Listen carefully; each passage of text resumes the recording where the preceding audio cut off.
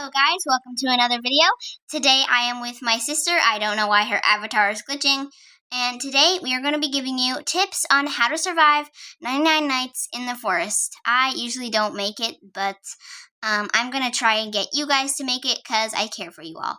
So listen to this video and you should have a good understanding of what to do in 99 nights in the forest to survive for a whole 99 nights.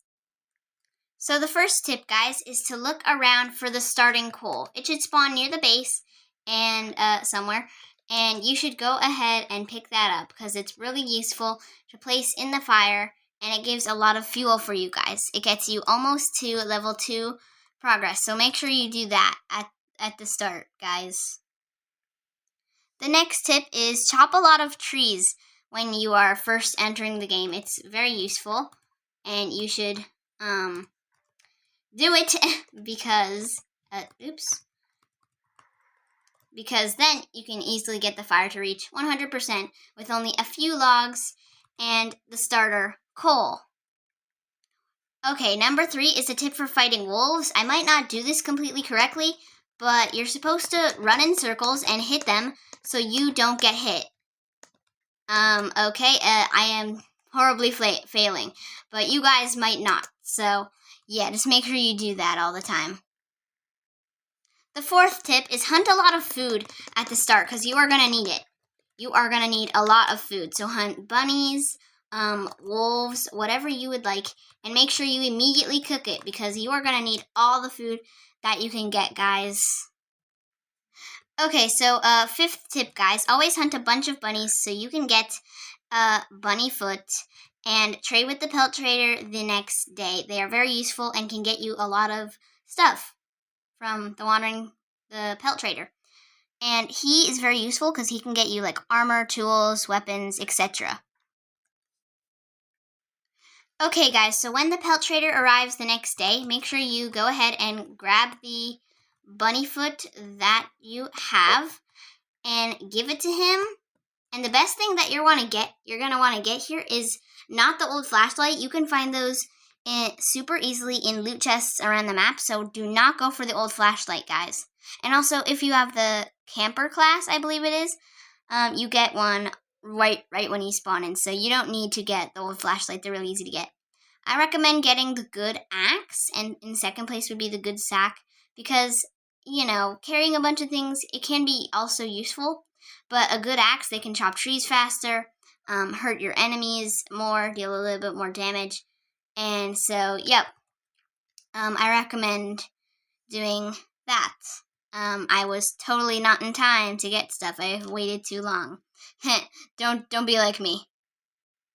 I think it's the 6th tip now is go to these watchtowers and you can get good loot usually, and there are usually a bunch of coal at the top, but I think my sister already collected those, and you can get a bunch of old flashlights from this tower, and it's pretty near your place. So there's a lot of bolts and like sheet metal and all these scraps on top. There's usually around 2 to 4 scraps that you can find on top of it, and obviously you should go ahead and place those in the grinder so you can use them to craft stuff. 6th or 7th tip is these little leafy piles here. If you uncover them, which takes not that long, then it'll actually point you towards the nearest chest, which is very useful because in chests you can find a lot of good loot. And as you can see, guys, I have found the chest that thing was pointing to. So go ahead and open that, and ooh, a good sack. That is very useful because now I can hold more stuff. And night is approaching. But don't go back to your campfire. Don't be afraid of the night. You shouldn't waste your whole night by staying by the campfire. Instead, you should be chopping trees the whole night if you have enough food. Or gathering bunnies and killing them for food, which is also useful if you don't have a lot of food and lots of logs instead of that. Tip number 9. Skip these cutscenes and also throw your wood in the fire. What do I even have? Okay. And also make sure you throw all your bolts in here immediately. Oops, that's coal. And put the coal in the fire, obviously, because that is useful. 10th tip, I believe, is if you go behind the missing kid locations, it'll tell you what the deer is afraid of, and it hates all lights, flashlights, fire, etc. So you can blind it with your flashlight and turn it on if you have one. Totally blinding my sister here. Don't mind that.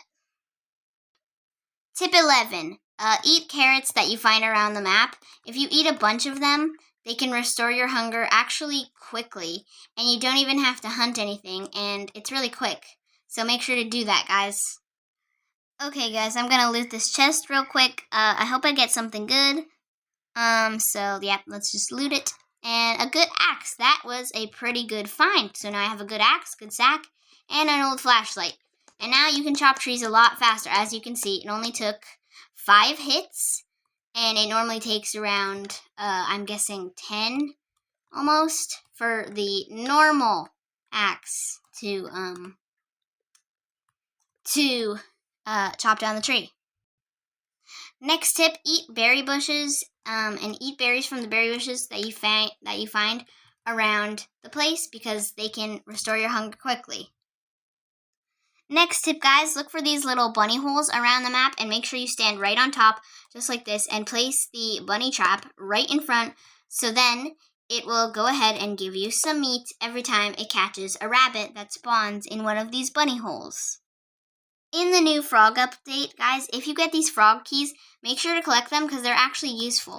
If you go to a gigantic whirlpool that you can find somewhere on the map, I don't know where it is, but there's a giant whirlpool somewhere on the map that you can go into, and you have to get like a bunch of frog keys in there to see what's behind the secret vault. I've never been there, but I hope you guys can make it there, so yep. And see, guys, for the other tip that we got, you get morsels and food pretty quickly, so that's pretty useful. And we just fought a bunch of frogs now, so there's a ton of morsels here. Anyways, today is day 4. Also, I just dropped a bunch of frog keys that I just fought some frogs. Okay, guys, I have found these giant whirlpools, so what you want to do is jump on in, and it'll take you to this place where you can drop the frog keys, and each of them will go in, and I don't think my sister has any. What is that? Did she just get a spear? Okay. But anyways, if you guys fill this up with 8 frog keys, then something special should be happening. We shall try to show you guys in this video, but it shall also be quite hard. And guys, if you see these little green key-shaped things in the water, make sure you click on them, and you can also fish them up for a 2nd or 3rd or whatever number of frog key, because it gives you a key. And as you can see, I have to tap, and I got a frog key, guys. And then you go back into the whirlpool and place it in the door. Okay, next tip, guys, make sure you always collect the flowers around there, because if you find the fairy girl, then you can trade her some flowers, so you can plant seeds around the map, and that's pretty useful, guys. On day 4, guys, you need to fight some of these cultist guys, so then you can earn coins and stuff, and grab the cultists, and one of them will drop what's called a cultist gem. This is what it looks like, and you put that in the grinder because those are kind of useful. By the way, you can use cultists as fuel, so that is another tip, guys.